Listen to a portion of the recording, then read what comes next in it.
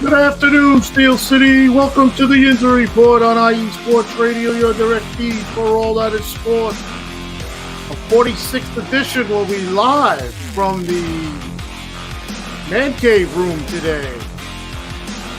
Today's show, our pre-Thanksgiving episode. The Pittsburgh Steelers go to Cleveland and lose in a snow-globe night atmosphere. Now at 8-3, the question arises. How good are the Steelers?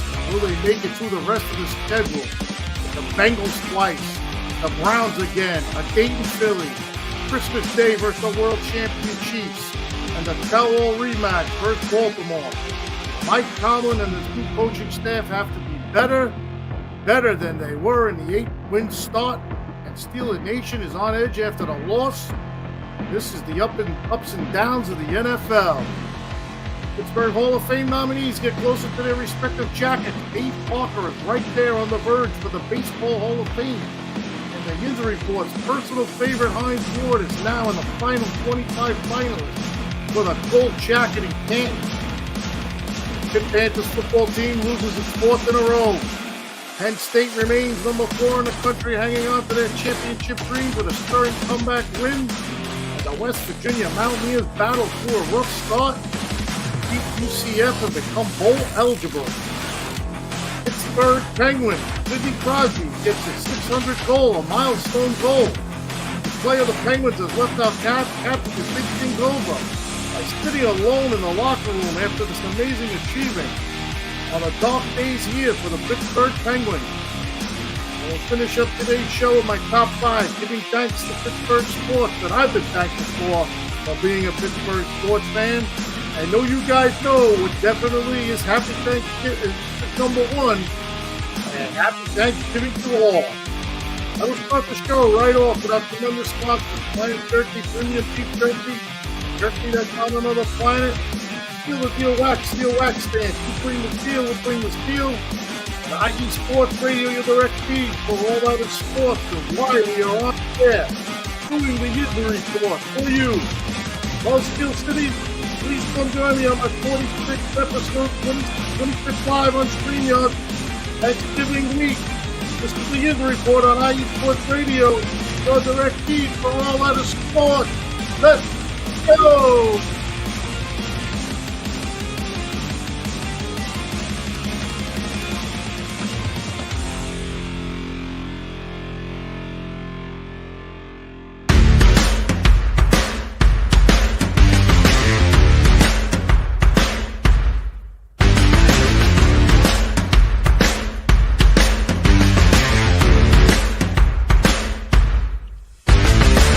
IE Sports Radio fans, this show is brought to you by Planet Jerky Premium Brisket Beef Jerky.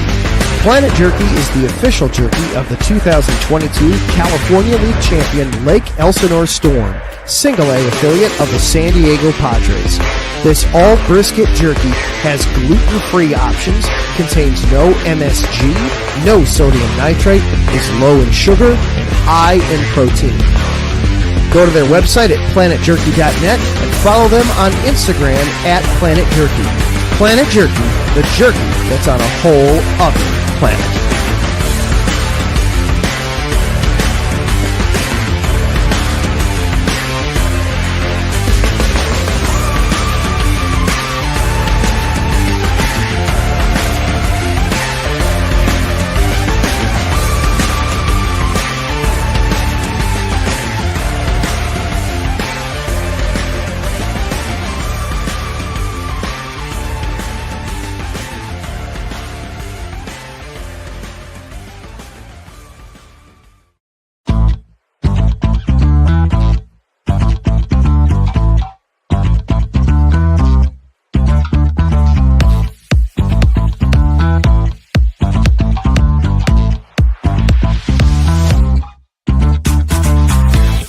Hey there, IE Sports Radio fans. Be sure to check out our sponsor, Seal the Deal Wax Seals by Cecilia B. You just finished your very own wedding or baby shower invitations and you're looking for that extra special touch? Maybe you just wrote a letter to a relative or a friend and you want to add to their smile when they receive it. Then seal the deal with Cecilia's handmade sealing wax stamps for your invitations, letters, and gifts. You bring the deal, we'll bring the seal. You can find them on Instagram at sealthedeal_wax stamps and on Facebook, Seal the Deal Wax Seals.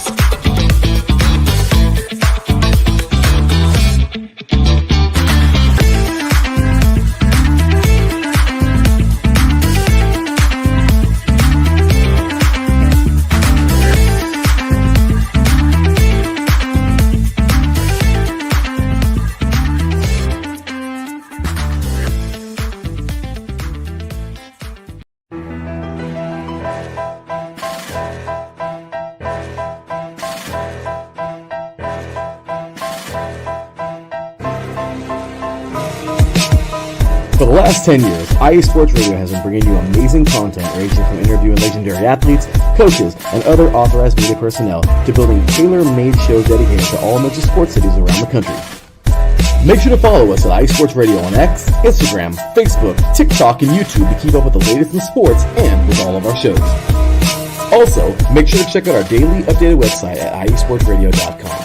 At iesportsradio.com, you can see our daily show schedule and check out all of our show pages with personal bios to learn a little bit more about each of our awesome hosts. In addition to our show pages, you can catch the IE Sports Radio blog, Hall of Fame, Fans of the Month page, and our merchandise shop including t-shirts, tank tops, caps, long sleeves, hoodies, and more. For now over a decade here at IE Sports Radio, we've continued to be by the fans, for the fans, and we thank you all for your support and for making IE Sports Radio your direct feed for all that is sports.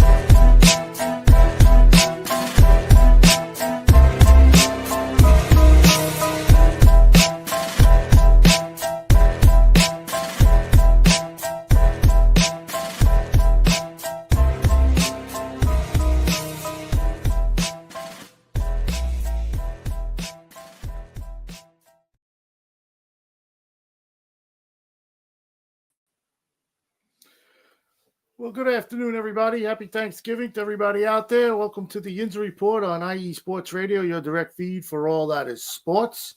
And as we just went through our great sponsors there, that Planet Beef Jerky, the best jerky on the planet.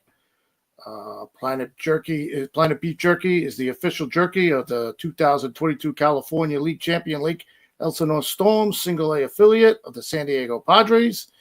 This all brisket jerky has gluten-free options, contains no MSG, no sodium nitrate, low in sugar, high in protein, and as mentioned, Planet Jerky, the jerky that's on another planet. And the other sponsor out there for your holidays coming up, which Christmas is right around the corner. If you'd like a nice little Christmas deal from Seal the Deal Wax Seals by Cecilia B. You just finished your very own wedding or baby shower invitations, and you're looking for that extra special touch. Maybe you just wrote a letter to a relative, friend, and you want to add their smile when they receive it, then seal the deal with Cecilia's handmade sealing wax stamps for your invitations, letters, and gifts. And you know the saying, you bring the deal and we'll bring the seal. So once again, everybody out there, this is my pre-Thanksgiving episode. This is the Yinzer Report. And again, my name is Ralph Calise. I am your host. And we're going to get into the Pittsburgh Steelers right off the bat as they lost, which feels like more than a week ago, but it was last Thursday. They played against the Cleveland Browns in their second AFC North game, and they lost. As you see, I posted on the bottom there, losing a Cleveland snow globe. The game was mostly played in the snow in the second half and a driving snowstorm, which was insane because you could see the snow accumulating on the fans in the stands. They kept showing the fans in the stands, and you could actually see the snow accumulating on their like hats and whatever they had on their heads out there in crazy Cleveland. But they wound up losing the game 24-19. And I will just say, I've been saying the past couple of weeks about a great job that Mike Tomlin has been doing with this team, and had them at 8-2 before they lost this one at 8-3.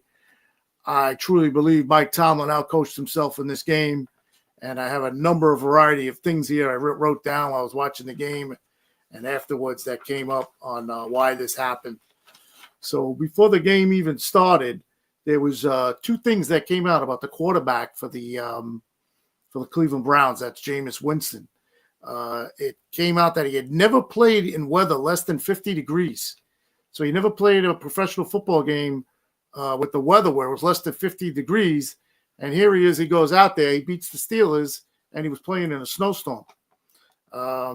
He also had a pregame interview before the game started.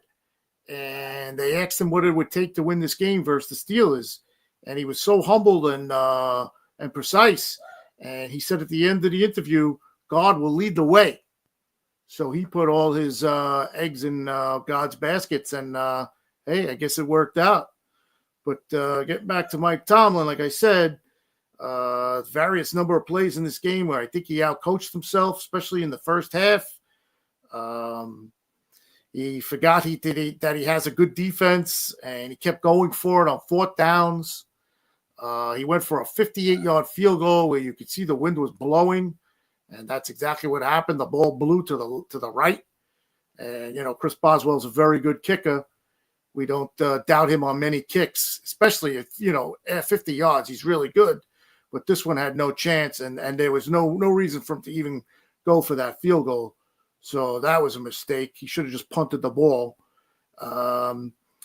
He also, the 2 4th down plays that they ran, they went nowhere. They went nowhere because Cleveland knew what they were doing. The offense in the first half, this is the 6th time now in the first half that Steelers have not scored a touchdown. This is the 6th game of the season where they've not scored a touchdown in the first half. And you can see all the running plays were all butched up the middle. Cleveland was putting 7, 8 guys up on the line. They knew it was coming, and they just outplayed them in the first half.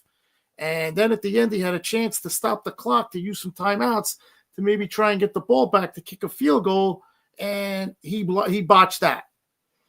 So the first half went by. They were losing 10-3. Myles Garrett was all over the field. I think he had like 3 sacks, a forced fumble.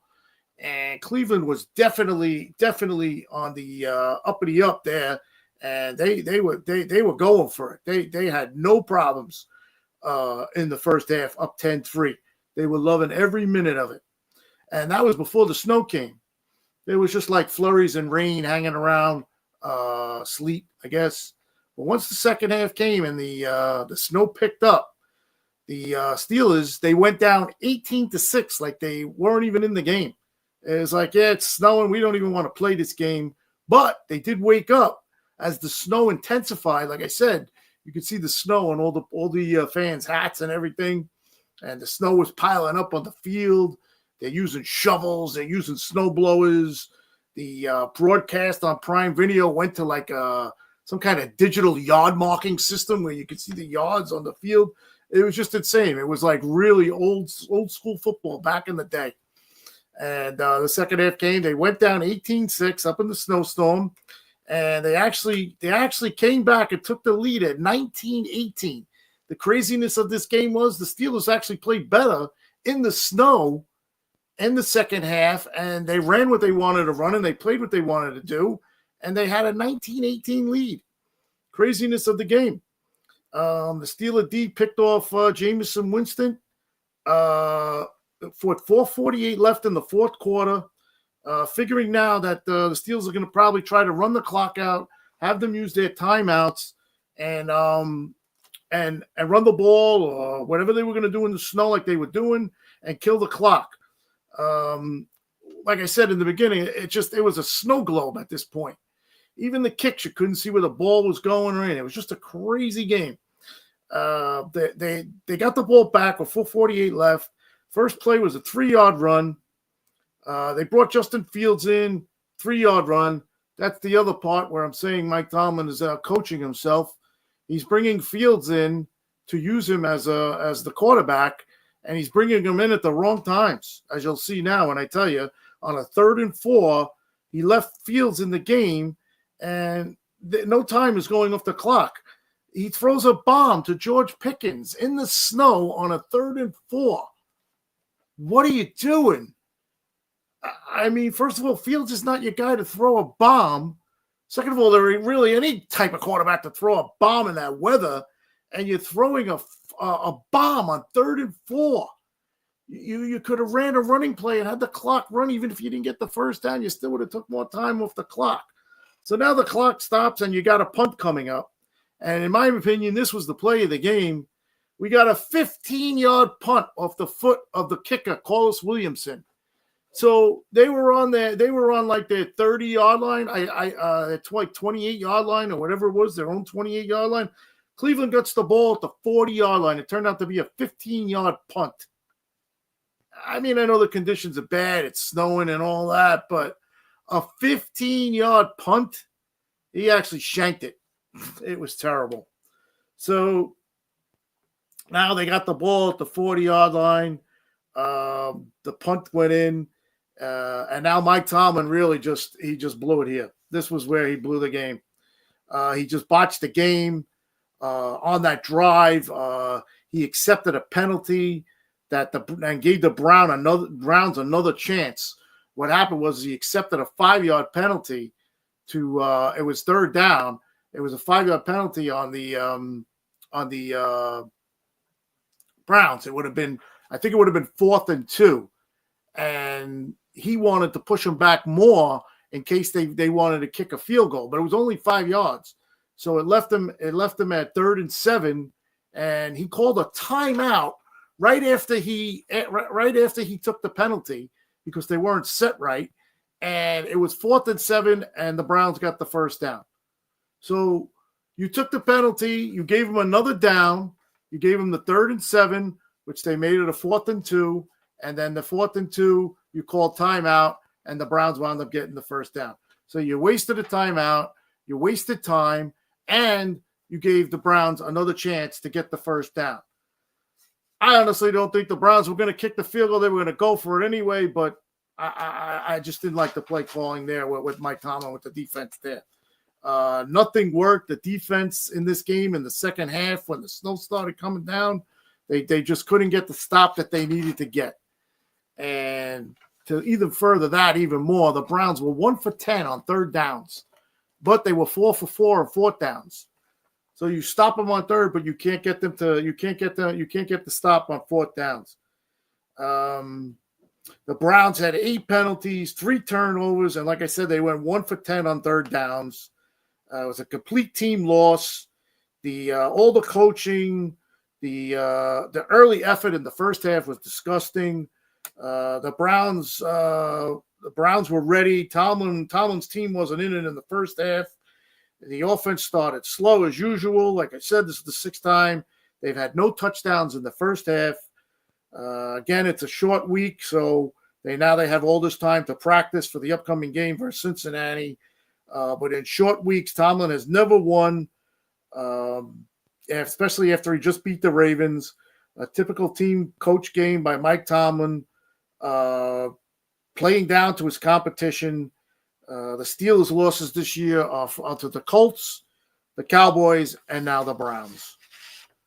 So that was the game. It was a very down time after the game. Like I said, they were flying high after that win versus Baltimore, and Baltimore actually won last night. And I don't know, the stats keep coming out that the Steelers are like the only team that have held the Ravens under 20 points. And they just step up when they play Lamar Jackson. But Lamar Jackson went out there last night and showed why he was the MVP. And they beat the Chargers. And now the Steelers had the 2-game lead in the AFC North. They both have the same amount of wins. But the only advantage now the Steelers have is they have that win over Baltimore last week. Some things I saw wrote on the game. The Steelers, they knew Cleveland awaited them, and they were they like I said, I think they just downplayed the whole time. They downplayed but they overlooked the Browns in this game. The individual matchups they needed to win, they had to put pressure on Winston, and it all seemed to be in their favor with some injuries on the Browns starting line. They ended up with 1 sack. Steelers ended up with 1 sack and 6 hits on Winston. Well, he passed for 219 yards, including completions of 29, 26, 24, and 18 yards and a touchdown. That's a lot of yards you're giving up to Jameis and Winston. The situation was just as grim. The Steelers had the football. They went for it on 4th and short, and they lost yardage both times. Their rushing total was 120, but that was enhanced by a 30-yard dash by Justin Fields. They had themselves to blame because having 12 of their 34 rushing attempts ends up as no gains or minus yards, just put them in multiple one-dimensional passing situations that had Myles Garrett teeing off on them. So to me, it was just a badly coached game. I don't know if they were riding the high after the win to Baltimore, and now comes how we will find out how this team will react after this win. And Steeler fans right now are going crazy. They are not happy with Mike Tomlin again, and they just don't understand how he cannot come up with a win in a game like this to a team that is inferior, less lower than the Steelers in a big game. But hey, Mike Tomlin will find out now because he's got games coming up. Like I mentioned at the beginning, they got Cincy on the road next. They have Cleveland coming up after that at home. Then you get into the stretch where I think it's the 3 games coming up in 10 days where you play Philly, you play the Chiefs on Christmas Day, and somebody else after that. But I know they have Baltimore. Probably Baltimore. Yes, Baltimore. And then they finish up with Cincinnati at home. Tough. It's going to be tough. It's going to be tough. There's even reports out there where that people don't even see maybe the Steelers maybe getting 2 more wins this year because of this loss to the Browns. That's really, really, really hurting people out there. So we will see what they're made of coming up. They're coming up. They're 8-3. They're still in first place in the North, like I said. But this is going to be a tell time to play football now. Like Mike Tomlin always says, we released the hounds in December. So December is fastly approaching, and this is going to be your season coming up here. They got the Hard Knocks people coming in, and Mike Tomlin talked about it in his press conference today.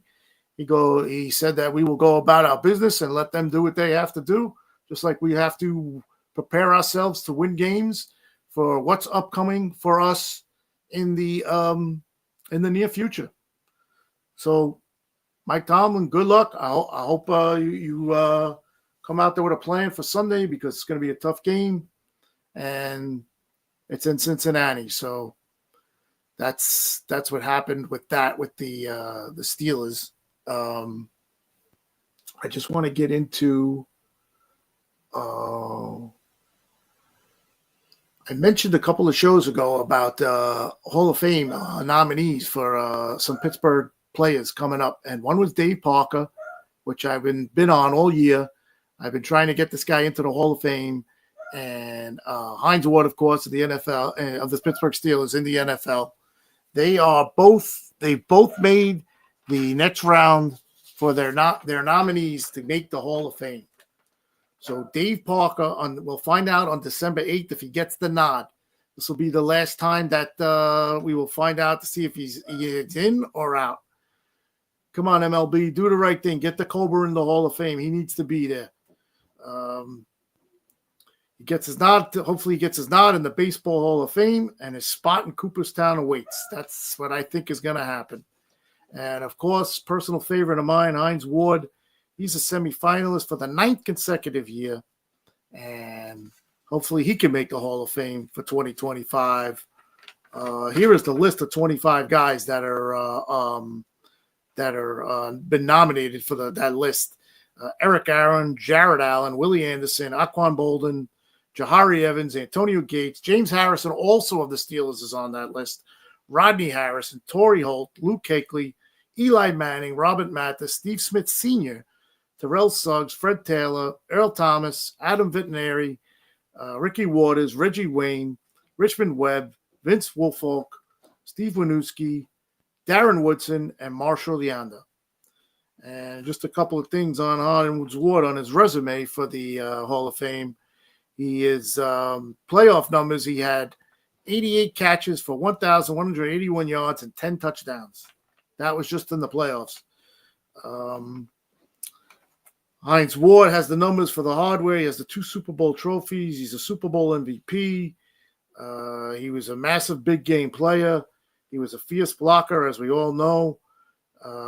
He played with 7 different starting quarterbacks and 5 different offensive coordinators in his 14-year career in a league that still values in a league at that time that valued the run over the pass when he played.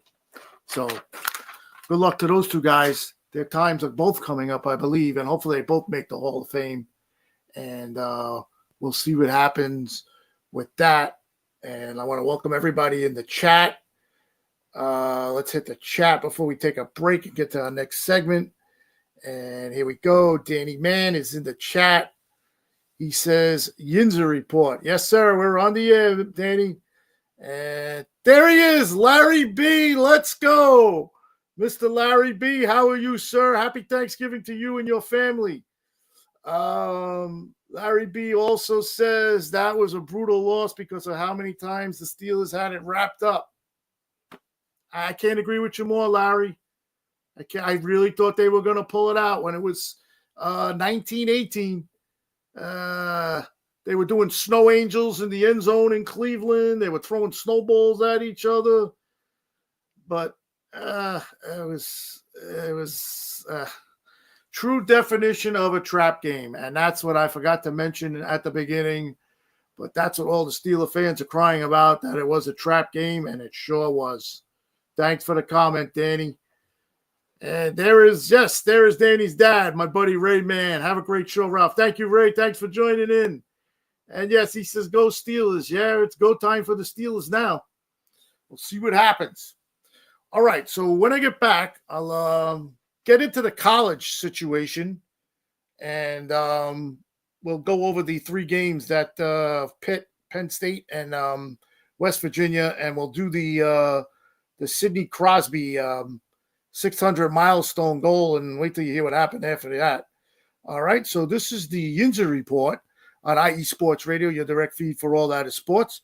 We will be right back after this.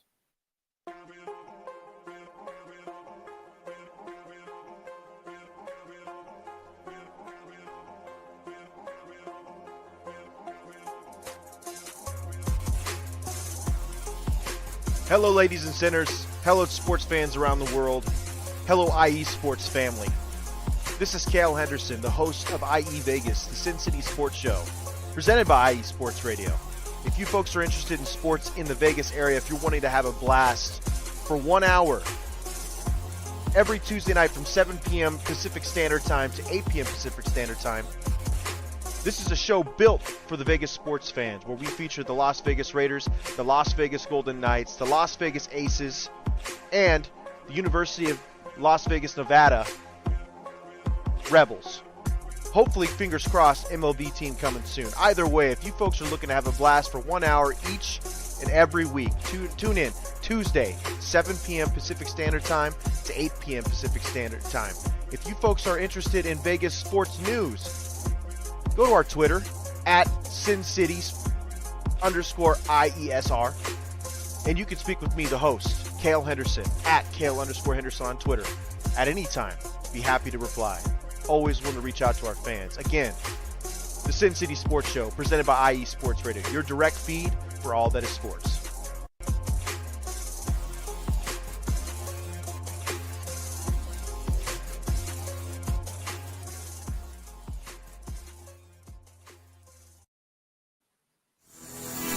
Sports fans, do you like teams that are tough, cities that are tougher, and fan bases that are passionate about their teams?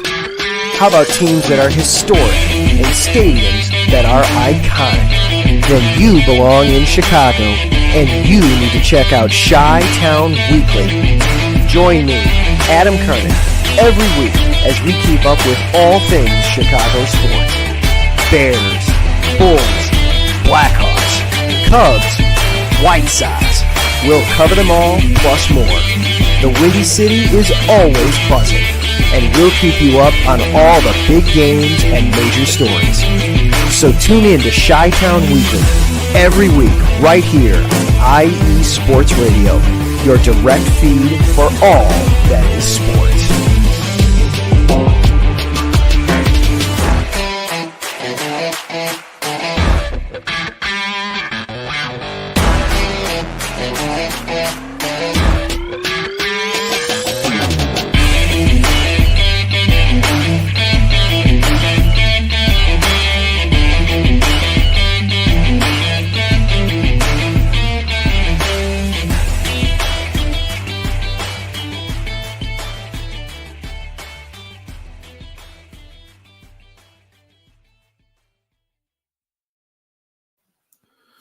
All right, welcome back, everybody. This is Ralph Calise, host of the Yinzer Report on IE Sports Radio, your direct feed for all that is sports.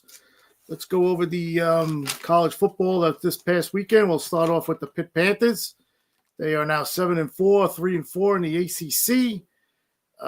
This after losing to Louisville 37-9. It was their fourth loss in a row.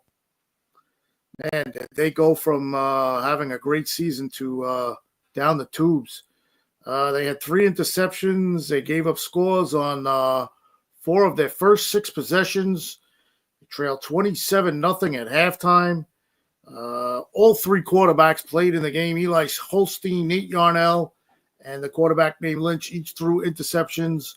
Holstein and Yarnell led to immediate points for Louisville. And Eli Holstein, I guess you could say, as the Pitt Panthers go, as Eli Holstein goes, so do the Pitt Panthers. He again left the game with a serious injury to his leg. He left on a cart after being sacked in the first quarter. Holstein returned with his leg placed in a boot, but later was seen on the sideline at halftime. So he wasn't coming back. Pitt's turnover in the third quarter helped them avoid Pitt's TD in the third quarter helped them avoid their first shutout loss in 5 years, but eventually dropped their 4th straight and totally dropping out of the contention for the ACC league title. Yeah, that went by the board quick. The turnovers hurt the Panthers, killing 2 drives inside the Louisville territory. Even worse was not containing the nation's number 15 offense, which finished with 12 chunk plays of at least 15 yards. Wow. The Pitt Panthers season, like I said, went as Eli Holstein went. When he played great, they won. And when he played losses or not playing, they lost. So some tough times out there for our Pitt Panthers out there in Pittsburgh. Penn State, they wound up winning 26-25 in a win over Minnesota. And they stay on their playoff track with this narrow victory. With 30 minutes to go, and all for nothing on the season on the line for Penn State. They were trailing 19-16 at the half. Going out at halftime, Penn State left nothing out there. They had fake punts on 4th downs and 2 4th down conversions. Penn State left nothing to chance with the championship chase still in the line. Nittany Lions were determined to end this game with the ball in their hands. Drew Aller passed for 244 yards and a touchdown, rushed for a score, and led 2 late 4th down conversions to help them before Penn State fend off Minnesota 26-25 on Saturday to stay on track for their spot in the college football playoff. Tyler Warren, who has now been nominated for a Mackey finalist, that's the best tight end in college football, had 8 receptions for 102 yards for the Nittany Lions, who are 10-1 now, 7-1 in the Big Ten, and number 4 in the country. Dodged the upset on an afternoon when 3 other teams in the projected 12-team playoffs were beaten and secured their 3rd straight 10-win season. Coach Franklin said, "I just felt like we needed to be aggressive and end the game on our terms."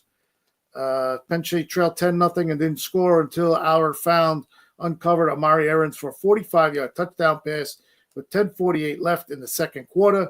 Nick Singleton's 12-yard touchdown run with 3:43 left in the third gave the Nittany Lions their first lead at 23-22. Penn State is 5-0 on the road for the first time since 1985. Tyler Warren, as he's what's called a top ace program record, 1,448 career receiving yards by a tight end. The Penn State offense was at its best in no huddle, more particularly when keeping Warren in. The do-it-all tight end as involved as possible. Drew Hour's ball security continues to be an asset. So that's the report on the Penn State game. So they're still alive. And now you have the West Virginia Mountaineers, who put their record at 6-5. And they beat the University of Central Florida as C.J. Donaldson scored 2 TDs. And West Virginia wins and becomes bowl eligible. I remember them at the beginning of the year. They had a tough start, but they've turned it around, and now they've become bowl eligible with this win. Garrett Green and West Virginia's other seniors secured one last chance to sing John Denver's Take Me Home Country Roads with fans after the home win. There haven't been many victories at Mountaineer Field this season, but this one was enough to help the Mountaineers become eligible for a bowl game. Green said, I definitely tried to soak it in a little more than I usually do. That's the most special tradition in all of college sports. Green threw a touchdown pass in his final home game. C.J. Donaldson had 2 short TD runs, and West Virginia beat UCF 31-21 on Saturday. West Virginia 6-5, 5-3 in the Big 12, avoided losing for the 5th time at home, which hasn't happened since 1990. And whether the win was enough for embattled coach Neil Brown to keep his job remains to be seen. Neil Brown on Garrett Green, who was the quarterback for West Virginia. The kid's a winner. He competes. I'm really happy for him that he performed and won his last game here. I think he deserves that. I hope our fans appreciate him. He hasn't always played clean football, but he's laid it on the line for the Mountaineers every single time he suited up, and this was just a fitting end for Garrett Green. So he gets the hero send-off, and congrats to him on his great career at West Virginia's winding down, and we'll see him in a bowl game. All right, let's get to this the Penguins and Sidney Crosby. So Sidney Crosby, he went out there and he got his milestone record. He scored his 600th goal versus the Utah, the hockey team of Utah. Don't believe they have a name yet. They don't. And Sidney Crosby scored his 600th goal of his career versus Utah in the loss. He slid home a power play tally to become the 21st player in NHL history to reach the 600 goal plateau. Crosby also had a fight in this game. He was an assist away from the Bobby Orr hat trick game, as they call him. That's an assist, a goal, and a fight. Crosby had a fight in the game, tried to arouse his Penguin team, but it seemed all for naught, as the Penguins team was booed again at home in an otherwise disgusting effort versus Utah, losing the game 6-1. My thought on Crosby is a pass-first playmaker, and a pass-first playmaker, and one of the best in history. He missed more than 10 games in his prime to a concussion and still has 600 goals and counting, and he lived up to all the hype and received more hype than any other hockey player in history. Something about this was after the game, there wasn't much rouse in the locker room about the 600 goal score. And it was said that the poor guy, he gets a 600 goal and he's sitting in the locker room and he's at his locker stall and he's sitting there by himself.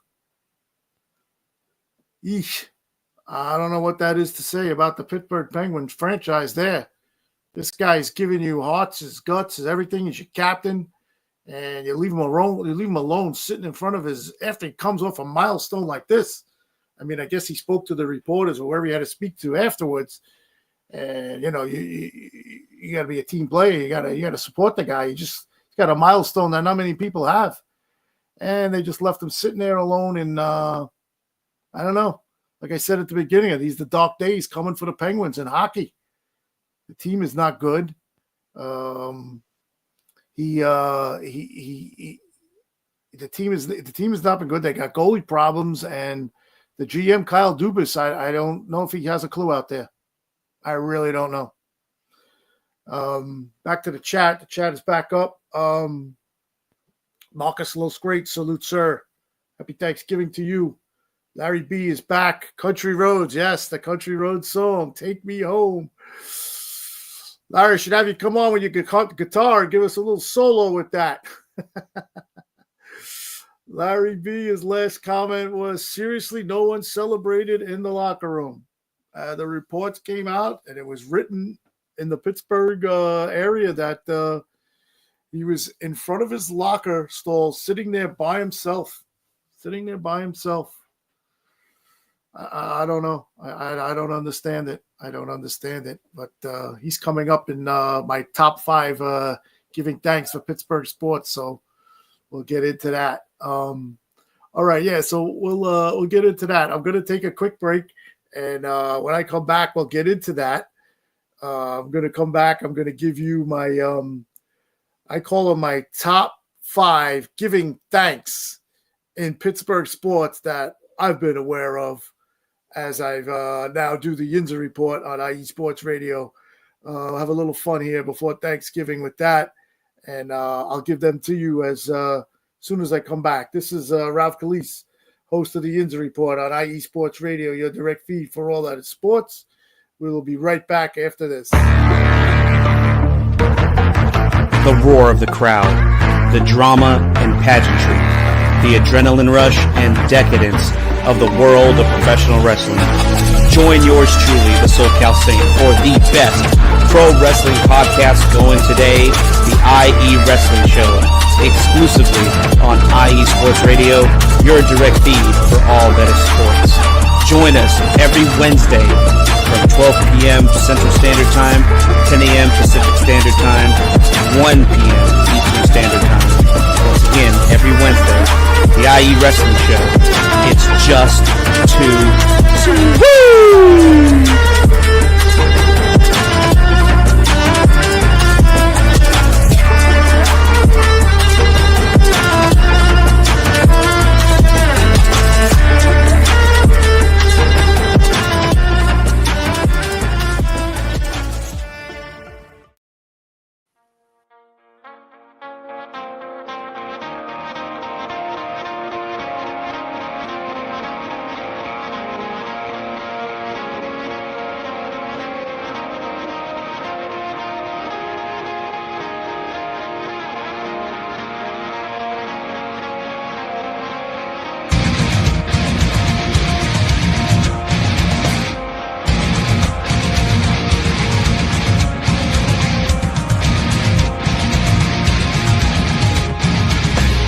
Hey sports fans, do you like wine? Well, we've got the show for you. This is Let's Wine About Sports, a show where we talk about wine and sports simultaneously. From the classic Cabernet Sauvignon all the way down to the grapes that you've never even heard of before. Oh yeah, we cover it all. And we'll talk about a little bit of sports as well. Football, hockey, collegiate, women's sports, it doesn't matter. We're going to talk about it all, and we're going to whine about it all. So join me Monday at 8 p.m. on IU Sports Radio, your direct feed for all that is sports.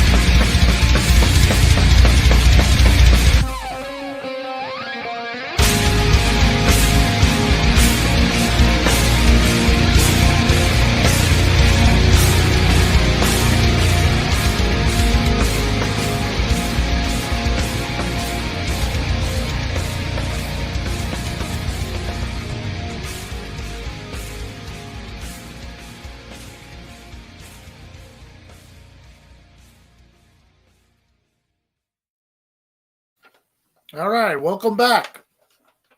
This is Ralph Calise, your host of the Yinzer Report on IE Sports Radio, your direct feed for all that is sports. I actually have the merch on that we talked about at the beginning. I have my IE Sports Radio shirt on today. Check us out at iesportsradio.com for some great merchandise for the holidays coming up. Get yourself a nice shirt. Larry B does a great job with that. He'll take care of you with the merchandise. So check that out. So I just want to get into now, being that it's Thanksgiving week. I actually prepared this morning. I came up with my top 5 giving thanks to Pittsburgh sports, being that it's Thanksgiving and it's coming up. And whoever is out there and is still listening, I'm sure you could predict what number 5 is going to be. I mean, if you've been listening to the show all summer and you listen to the show the past couple of weeks, yes, my number 5 giving thanks to Pittsburgh sports is Mr. Paul Skeens. I just can't get enough talking about this guy. I put him as number 5. Of course, he was recently named Rookie of the Year. He didn't win. He didn't win the Cy Young because otherwise, like as I promised last week, I'd be doing this show in a suit.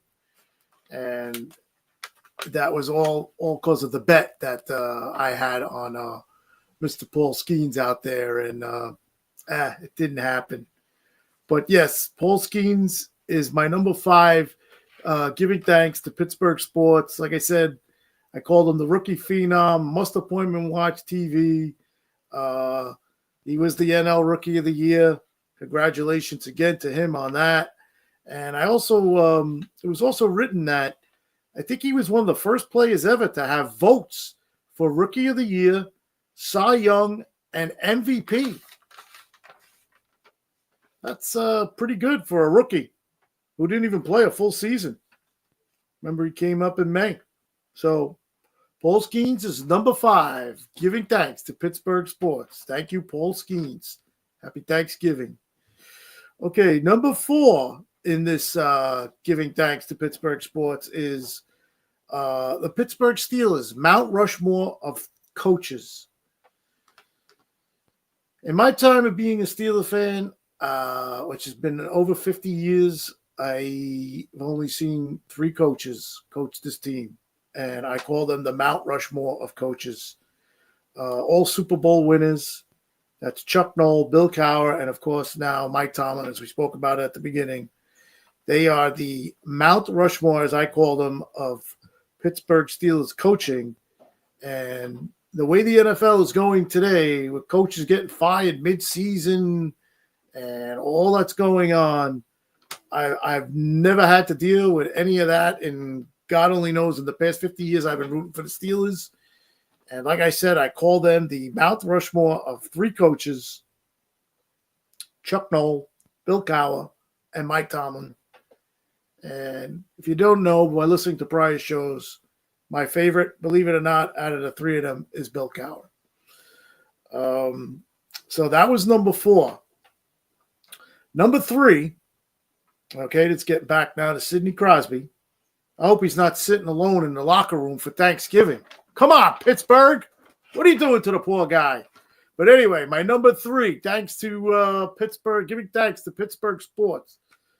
Mario Lemieux, Jaromir Jagr, Marc-Andre Fleury, Sidney Crosby, Evgeny Malkin, 5 Stanley Cups between these guys, and 3 of them are back-to-back championships. 90-91, 91-92 was the first back-to-back championship. 07-08, 08-09 was the second back-to-back championship. And just recently, well, it's getting up there in years, almost 10 years, 2015, 2016, and then 2016, 2017. Mario Lemieux, Jaromir Jagr, Marc-Andre Fleury, Sidney Crosby, and Evgeny Malkin. You guys get my 3rd giving thanks to Pittsburgh sports for those championships and for all the goals and great plays, moments you have made in the years of following Pittsburgh sports. Okay, number 2, I don't know if a lot of the younger people out there will remember this guy, but I don't. I'll give it to you as number 2. I put down Roberto Clemente. Roberto Clemente was a player for the Pittsburgh Pirates, and he is the number 2 giving thanks to Pittsburgh sports. He played for the Pirates from 1955 to 1972. He passed away in a plane accident heading to his homeland, helping out after a brutal disaster that was out there. he was flying there to help out his people in his homeland, and he perished in a plane crash. Now, I didn't really see Roberto Clemente play. I mean, I think I was maybe 3 or 4 years old when I was born. I'm sorry, 3 or 4 years old when I was able to comprehend what baseball was. But my dad was a big Roberto Clemente fan, and he basically told me about him and told me what he was about, and I just fell in love with him.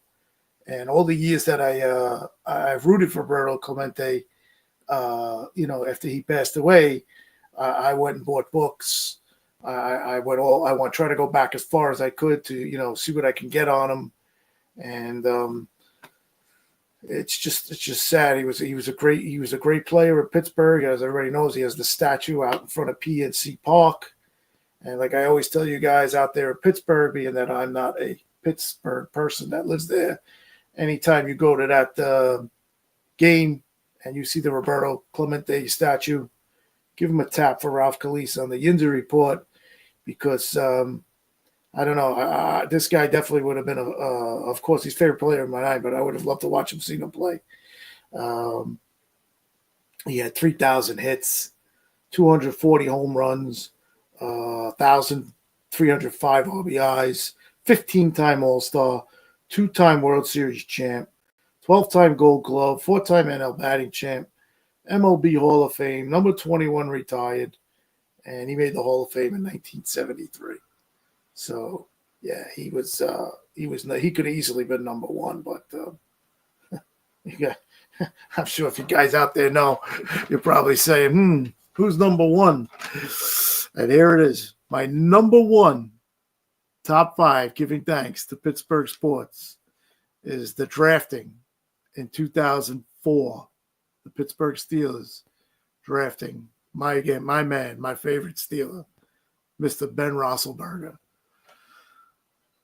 If you guys could have seen that day when they drafted him, where I actually was at work listening to the draft on a transistor radio.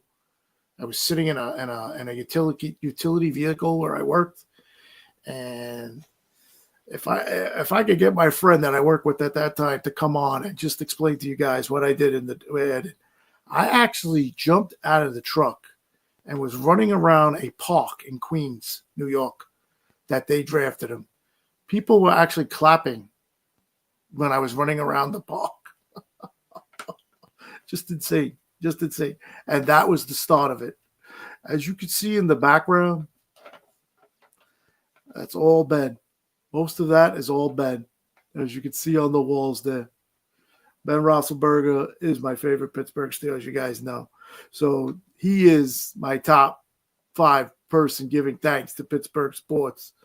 The Pittsburgh Steelers drafting Ben Roethlisberger and watching him quarterback the Steelers from 2004 to 2021.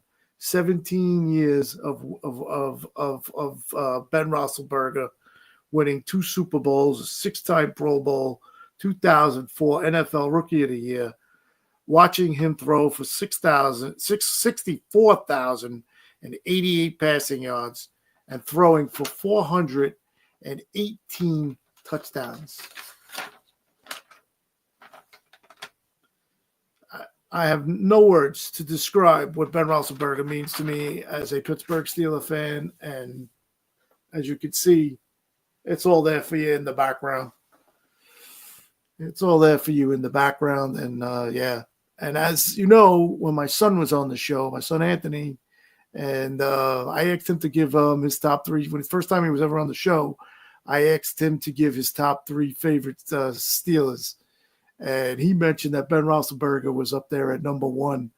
And his comment was to me, he goes, "Dad, don't forget, he's the only quarterback I've ever seen in my life quarterback the Steelers." So he's number 1. He's number 1, and he'll always be number 1 in my heart, number 7. And as the saying goes, on the 7th day, God gave us Big Ben.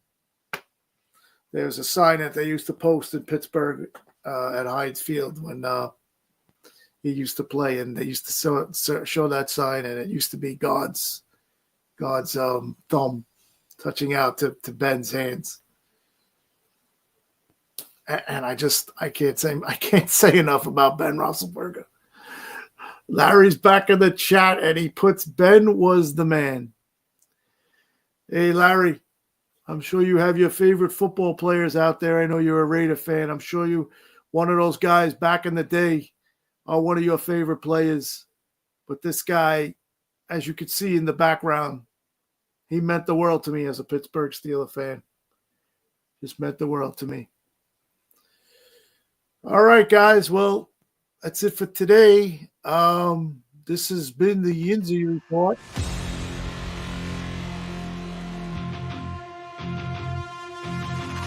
So I want everybody out there to have a happy Thanksgiving, you and your families. All right? You got the football coming up, Thanksgiving Day. It's always a big thing. And you have Sunday coming up. The Steelers are in Cincinnati. See what happens.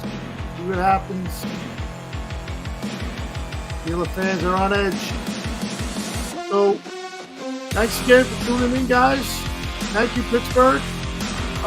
This has been the Yinzer Report. Ralph Calise, your host on IE Sports Radio, your direct feed for all that is sports. Danny Man just popped in. Happy Thanksgiving. Great show. Yes, sir, Danny. Happy Thanksgiving to you and the family. Thanks for all the Yinzer Report. Like I said, happy Thanksgiving, guys. It's been the Yinzer Report on IE Sports Radio, your direct feed for all that is sports. Have a great night.